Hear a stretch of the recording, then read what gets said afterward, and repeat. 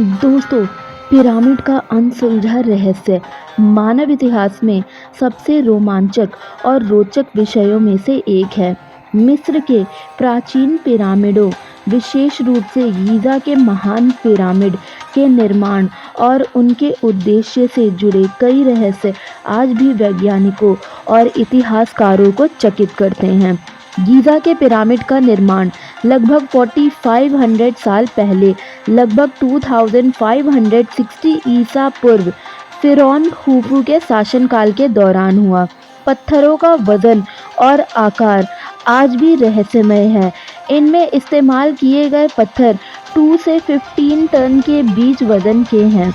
वैज्ञानिक अब तक यह समझ नहीं पाए हैं कि इतनी भारी पत्थरों को उस समय बिना आधुनिक तकनीक के कैसे उठाया गया होगा।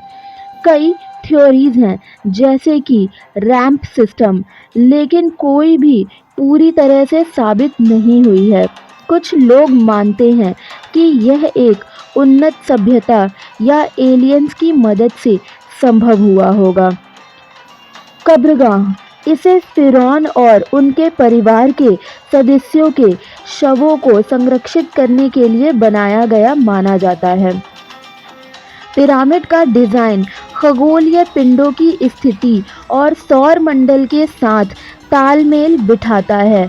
इसकी संरचना 4 प्रमुख दिशाओं उत्तर, दक्षिण, पूर्व, पश्चिम के साथ सटीकता से मेल खाती है। गीज़ा के पिरामिड में कई गुप्त कमरे और गैलरी है, जिनमें से कुछ की खोज अभी तक नहीं हुई है।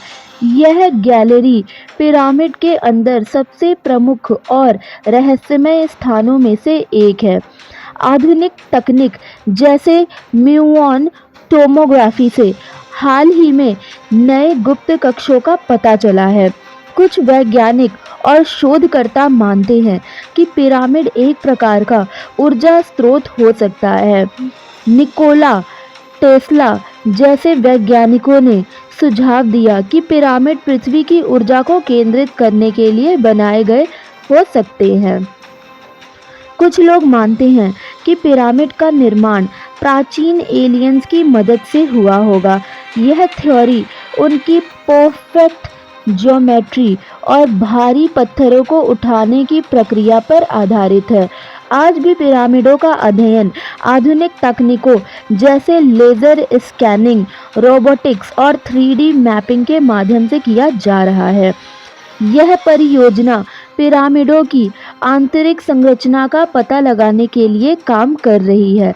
पिरामिड का रहस्य अब तक पूरी तरह से सुलझा नहीं है। यह मानव इतिहास, वास्तुकला और खगोल विज्ञान का एक अद्भुत संगम है।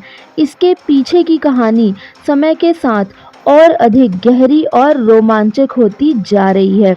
प्राचीन मिस्र के पिरामिड, विशेष रूप से गीज़ा के महान पिरामिड को उनकी निर्माण के समय से ही जाना जाता है। इन्हें प्राचीन विश्व के 7 अजूबों में शामिल किया गया है।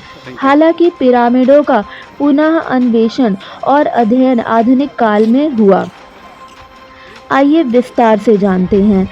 गीज़ा के पिरामिड का निर्माण लगभग 2560 ईसा पूर्व फ़िरौन खुफू के शासनकाल दौरान हुआ था। प्राचीन ग्रीक इतिहासकार हेरोडोटस 5वीं सेंचुरी के जो ईसा पूर्व में थे, उन्होंने अपनी किताबों में पिरामिडों का उल्लेख किया है। उन्होंने इनके निर्माण की प्रक्रिया और उद्देश्य पर कई रोचक विवरण दिए। 9वीं सेंचुरी में अब्बासी खलीफा अल मामून ने गीज़ा के महान पिरामिड में प्रवेश करने के लिए खुदाई करवाई। उन्होंने मुख्य मार्ग की खोज की और खजाने की तलाश की। हालांकि उन्हें कोई खजाना नहीं मिला। लूटपाट और नुकसान, इस काल में पिरामिडों के कई हिस्सों को लूट लिया गया या नष्ट कर दिया गया। पत्थरों का उपयोग स्थानीय भवन निर्माण में किया गया। नेपोलियन का अभियान 1798, फ्रांसीसी नेता नेपोलियन बोनापार्ट ने मिस्र पर आक्रमण किया और पिरामिडों का अध्ययन करवाया।